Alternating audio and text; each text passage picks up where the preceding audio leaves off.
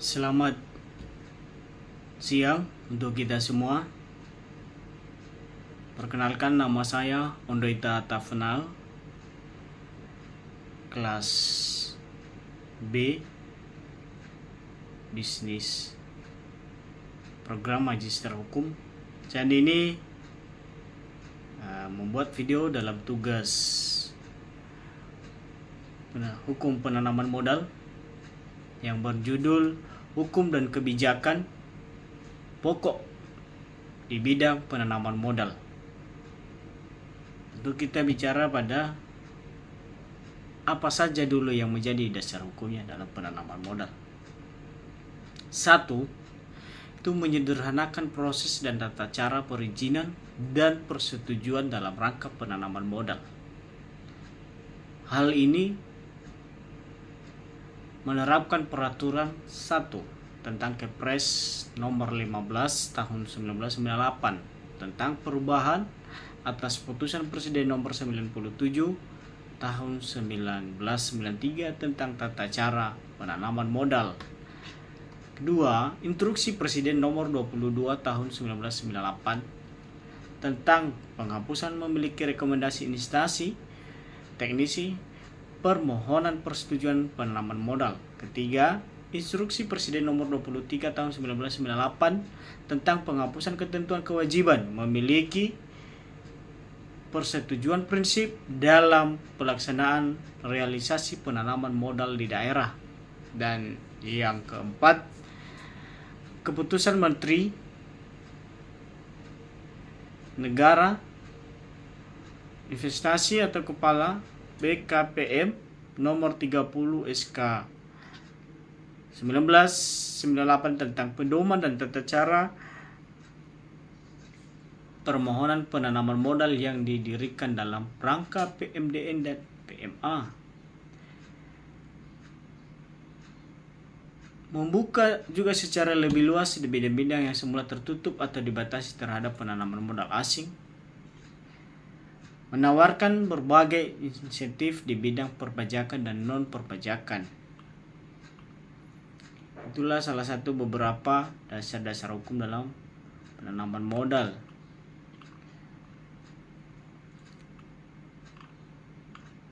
Ini mengenai kebijakan dalam masalah penyelesaian sengketa penanaman modal. Penyelesaian menurut cara konsolidasi.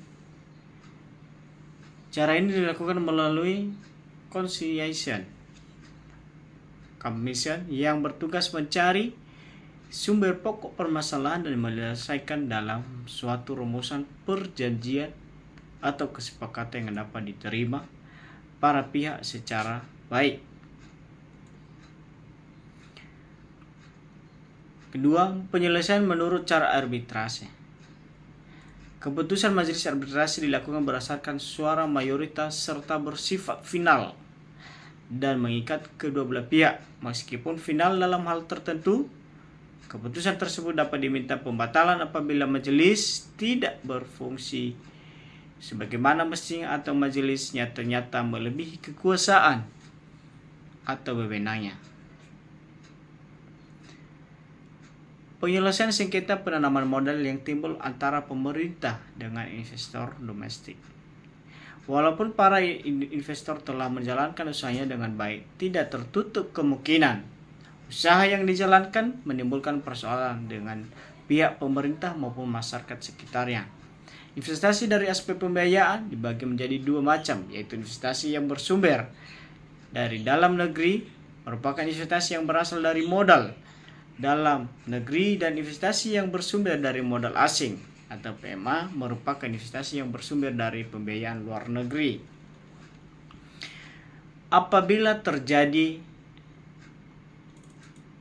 antara investor domestik dengan pemerintah Indonesia masyarakat sekitarnya, maka hukum yang digunakan adalah hukum Indonesia dalam pasal 32 Undang-Undang nomor 25 tahun 2007 tentang penanaman modal yang telah ditentukan 4 cara penyelesaian sengketa yang timbul dalam penanaman modal pemerintahan dengan investor domestik. 1. Musyawarah dan mufakat. Penyelesaian itu dilakukan dengan cara pembahasan bersama dengan maksud untuk mencapai keputusan dan kesepakatan penyelesaian sengketa secara bersama-sama. Kedua, arbitrase. Penyelesaian sengketa melalui lembaga arbitrase di mana dalam penyelesaian sengketa itu menggunakan jasa arbiter atau majelis arbiter yang menyelesaikan sengketa penanaman modal tersebut. Dan ketiga, alternatif penyelesaian sengketa penyelesaian di luar pengadilan dengan cara konsultasi, tukar pikiran, negosiasi, perundingan, mediasi, sepakat menggunakan jasa mediator, konsiliasi, sepakat menggunakan jasa konsiliator, atau penilaian ahli, sepakat menggunakan penilaian ahli, dan pengadilan yang memutuskan perselisihan. Penyelesaian sengketa penanaman modal yang timbul antara pemerintah dengan investor asing. Pasal 22 Undang-Undang Nomor 1 Tahun 1967 tentang penanaman modal asing telah ditentukan pola penyelesaian sengketa yang terjadi antara pemerintah, yaitu melalui lembaga arbitrase. Timbulnya sengketa ini adalah karena kedua belah pihak tidak tercapai persetujuan mengenai jumlah, macam, dan cara pembayaran kompensasi terhadap tindakan pemerintah dalam melakukan nasionalis. Oleh karena itu, setiap tindakan nasionalis menimbulkan kewajiban dari pemerintah untuk memberikan kompensasi atau kompensasi ganti rugi yang timbul, macam dan cara pembayaran disetujui oleh kedua belah pihak, yaitu caranya musyawarah dan mufakat, dan kedua, arbitrase nasional. Analisa hukum terhadap putusan arbitrase sengketa penanaman modal dalam kasus investasi saham antara pemerintah Indonesia dengan PT Network Nusa Tenggara. Faktor penyebab timbulnya sengketa investasi saham antara pemerintah Indonesia dengan PT Network Nusantara, yaitu faktor penyebab timbulnya sengketa di investasi saham antara PT Network Nusa Tenggara dengan pemerintah Indonesia, khususnya pemerintah Provinsi Nusa Tenggara Barat, pemerintah Kabupaten Sumbawa Barat, dan pemerintah Kabupaten Sumbawa adalah karena tidak tercapainya kesepakatan tentang sistem pembayaran saham yang diinvestasikan oleh PT Niwon Nusa Tenggara yang ditawarkan pemerintah pada saat itu, yaitu jual beli, pinjaman uang, dan bisnis itu. Syarat penghijauan sengketa pada arbitrase pada dasarnya tidak setiap perkara dapat diajukan pada lembaga arbitrase. Setiap sengketa, pertentangan atau tuntutan yang timbul dari atau sehubungan dengan kontrak ini atau pelanggaran pengakhiran atau sah daripadanya dan selesaikan melalui arbitrase sesuai dengan peraturan arbitrase.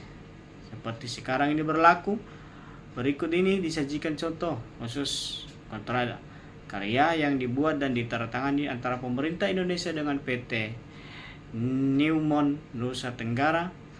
Pasal 21 ayat 1 kontrak karya berbunyi, dalam hal para pihak akan menggunakan arbitrase maka sengketa dan diselesaikan oleh arbitrase sesuai dengan peraturan-peraturan arbitrase UNCITRAL yang dimuat dalam resolusi 31/98 yang disetujui oleh Majelis Umum Perserikatan Bangsa-Bangsa pada tanggal 15 Desember 1976 yang berjudul Arbitrase Resolution United Nations Commission International Trade Law yang pada waktu itu berlaku. Analisa yuridisnya yaitu mengajukan iklim investasi dan sikap menghormati kontrak tinjauan pemerintah itu, sedangkan perdana telah dilakukan pada tanggal 10 Desember 2008 di hotel. Saksi yang berasal dari pemohon dan pemerintah Indonesia dan saksi yang berasal dari PT Niwon. Di samping itu dikenal juga saksi fakta. Saksi fakta merupakan saksi yang mengetahui tentang proses investasi yang berkaitan dengan saham.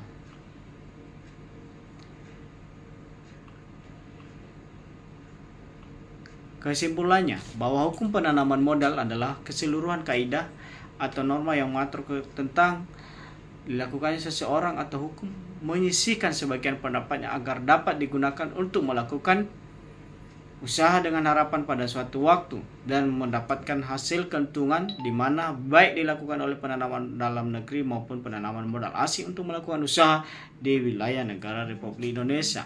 Dalam kasus penyelesaian sengketa melalui arbitrase didasarkan atas pengertian Pasal 1 Angka 9 Undang-Undang Nomor 30 Tahun 1999, maka putusan arbitrase antara pemerintah RI dan PT Newmont Nusa Tenggara adalah putusan arbitrase internasional karena di bawah produser arbitrase United Nations Commission on International Trading Law atau UNSTRAL dan majelis arbitrase yang terdiri dari panel yang dikenal secara internasional, sehingga rules yang dipakai ialah rules dari United Nations Commission on International Trade Law. Adanya arbitrase itu asing maka menunjukkan adanya unsur asing, dan arbitrase itu dapat dikatakan pula bahwa arbitrase tersebut adalah arbitrase internasional.